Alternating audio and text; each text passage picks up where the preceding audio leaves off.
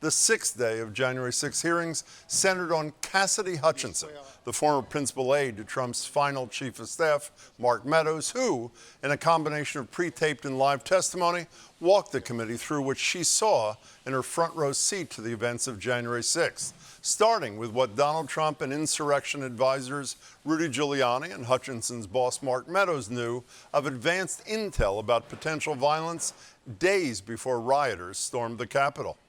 I remember looking at him saying, "Rudy, could you explain what's happening on the 6th?"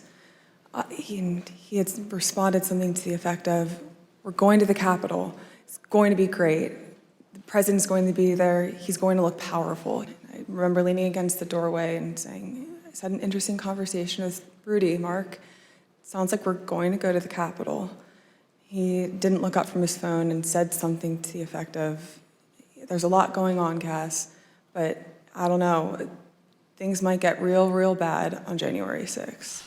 But not only did Team Trump do nothing to quell what they saw coming on the 6th, Hutchinson told the committee that when heavily armed protesters showed up to the president's rally that morning, some with pistols, others with AR-15s, Trump demanded the Secret Service let them pass the security checkpoints, which Hutchinson refers to as mags, and allow them into the crowd right in front of him. When we were in the offstage announce area tent behind the stage, he was very concerned about the shot, meaning the photograph that we would get, because the rally space wasn't full. He wanted it full, and he was angry that we weren't letting people through the mags with weapons, what the Secret Service deemed as weapons and our weapons. I overheard the president say something to the effect of, I don't effing care that they have weapons. They're not here to hurt me. Take the effing mags away. Let them in. Let my people in. They can march to the Capitol after the rally's over. They can march from the ellipse. Take the effing mags away. Then they can march to the Capitol. A short time later, as we know, Trump went on to deliver this message to those very same protesters. And I'll be there with you. We're going to walk down. We're going to walk down anyone you want, but I think right here we're going to walk down to the Capitol. And we also learned today Trump did try to go with him. He tried so hard that he got physical with his head of security, Bobby Engel. The president said something to the effect of, "I'm the effing president, take me up to the Capitol now."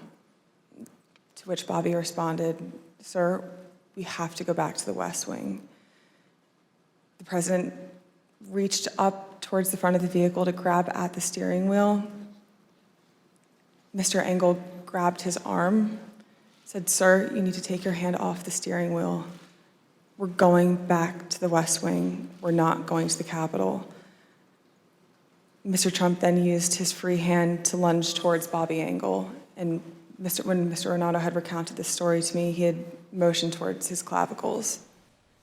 When they finally got back to the White House, Hutchinson testified that she overheard Trump first, then Mark Meadows and White House counsel Pat Cipollone discussing how the rioters were getting increasingly agitated, including calls for violence against the vice president. In the background, I had heard conversations in the Oval dining room at that point talking about the hang Mike Pence chants. I remember Pat saying something to the effect of, "Mark, we need to do something more. They're literally calling for the vice president to be effing hung." And Mark had responded something to the effect of, "You heard him, Pat. He thinks Mike deserves it. He doesn't think they're doing anything wrong." He thought he deserved it, which would explain why Trump pushed back on suggestions that he intervene before finally posting this infamous message several hours and countless warnings into the riot. We have to have peace. So go home. We love you. You're very special. So special that after his team fought tooth and nail to get him to put out another video the following day, which condemned the actions of the insurrectionists, Trump took basically out all the language condemning their actions. When he was convinced to put out a video on the 7th, I understand that he had a lot of opinions about what the context of that announcement were to entail. I had original drafts of the speech where there were several lines that didn't make it in there about prosecuting the rioters or calling them violent. He didn't want that in there. He wanted to put in there that he wanted to potentially pardon them. And pardons were apparently on the minds of many on top of the Congress people we learned about just the other day.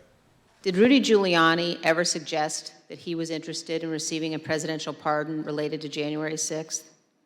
He did. Ms. Hutchinson, did White House Chief of Staff Mark Meadows ever indicate that he was interested in receiving a presidential pardon related to January 6th? Mr. Meadows did seek that pardon. Yes, ma'am. Trump no longer has pardon power for his supporters, his aide, and certainly himself. He instead took to his platform Truth Social during the hearing today to call Hutchinson a phony and rebut many of her claims, including that he said Pence deserved to be hanged and the whole grabbing the limo steering wheel story. Of course, if he said it on Truth Social, it must be true.